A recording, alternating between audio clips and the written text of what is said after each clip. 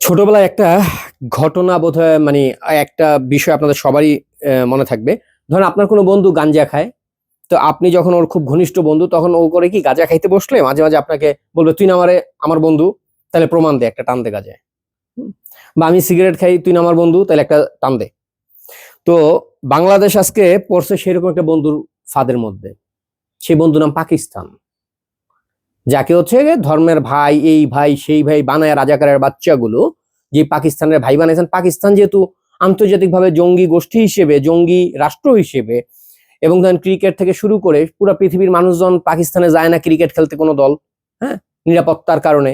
তো এখন ব্যাপার হচ্ছে পাকিস্তানের কথা হলো যেহেতু ইউনুস জামাত আমারে ভাই ডাকে, তাহলে তুই এক চামচ গু খাইয়া দেখা যে তুই আমার ভাই।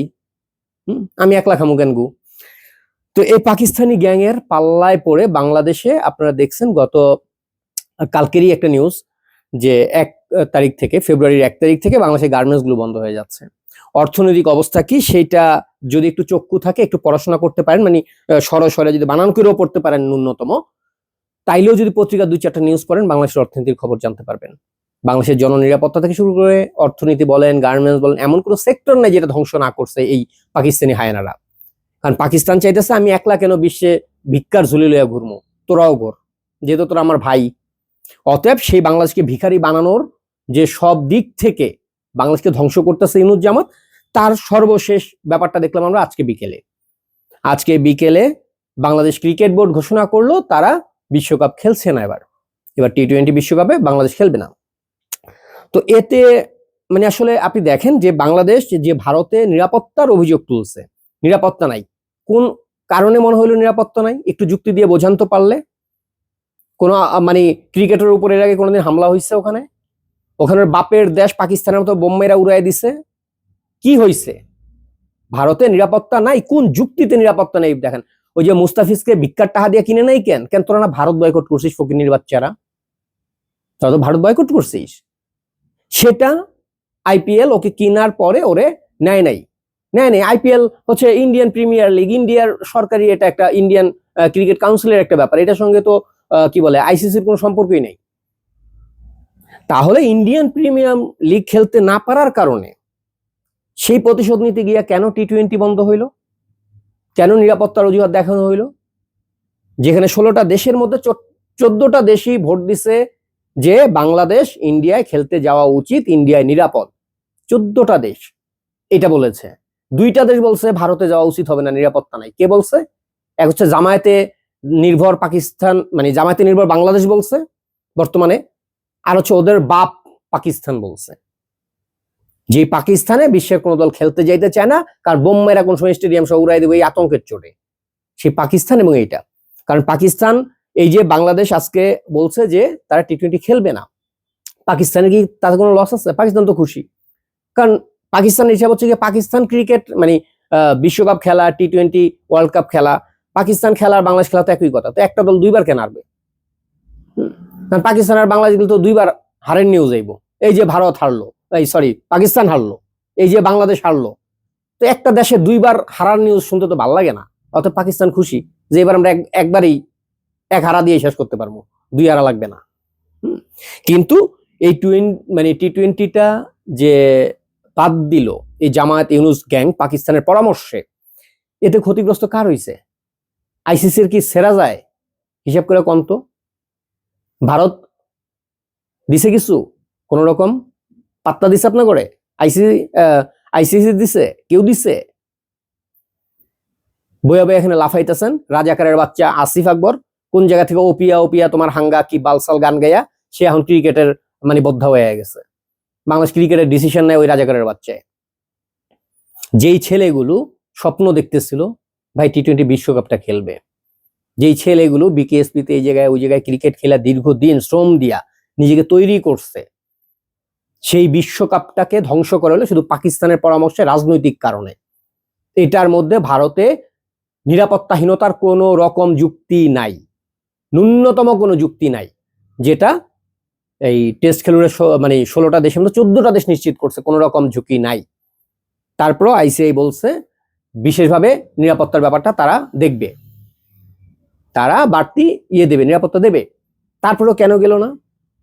কি এমন বালছের হাডামটা বাংলাদেশ ক্রিকেট যখন ওই কি বলে যে বিশ্বকাপ খেলার সুযোগ পায়, সেই জায়গাটা সবার আগে যারা সমর্থন দিচ্ছে তার মধ্যে অন্যতম ভারত। ভারত সবচেয়ে বেশি সমর্থন দিচ্ছে বাংলাদেশকে। তো সেই জায়গায় টেস্ট খেলার তো যোগ্যতাই ছিল না তার আগে বাংলাদেশে। আজকে পাকিস্তানের মতো একটা জঙ্গি রাষ্ট্রকে সমর্থন দিয়া, জঙ্গি রাষ্ট্রের সহযোগী হিসেবে নিজের নাম লেখাইতে গিয়ে বিশ্বের সবগুলা দেশ যেখানে চাইলো বাংলাদেশ খেলুক, সেখানে ইউনুস গ্যাং খেলবে না, কারণ তাদের ভারত বিদ্বেষ দেখাইতে হবে। হ্যাঁ, কিন্তু এই মানে আইসিসির ক্ষতিটা কি?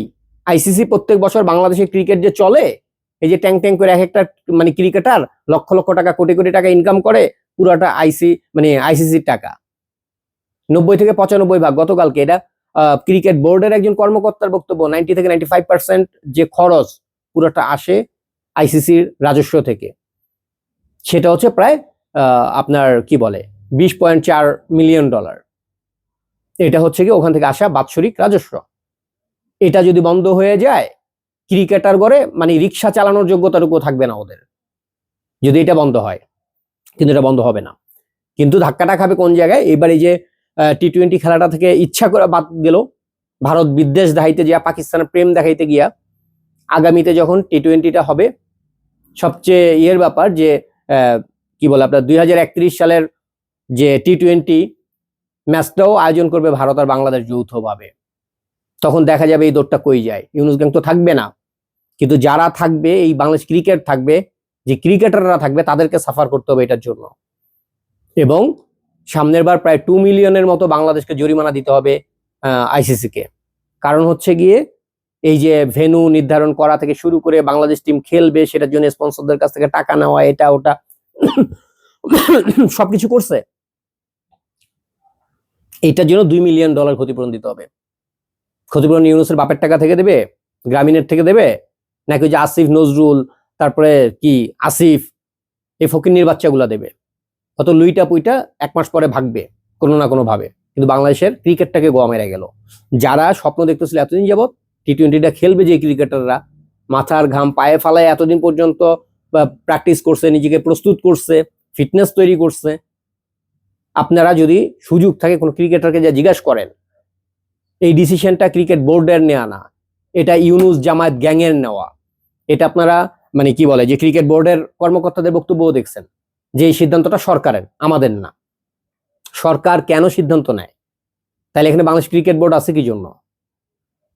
এখানে পুরো ব্যাপারটাকে যে আসিফ মাহমুদ, সজীব ভুঁইয়া এক টোকাইয়ের বাচ্চা আইসা হাজার হাজার কোটি টাকা লুটপাট করে এখান থেকে ভাগছে, ধ্বংস করে গেছে, এখন আরেকটারে বসাইছে, এগুলো সবগুলা মিলে এখন পুরোটা ধ্বংস করতেছে। শুধুমাত্র গার্মেন্টস ধ্বংস করবে কেন?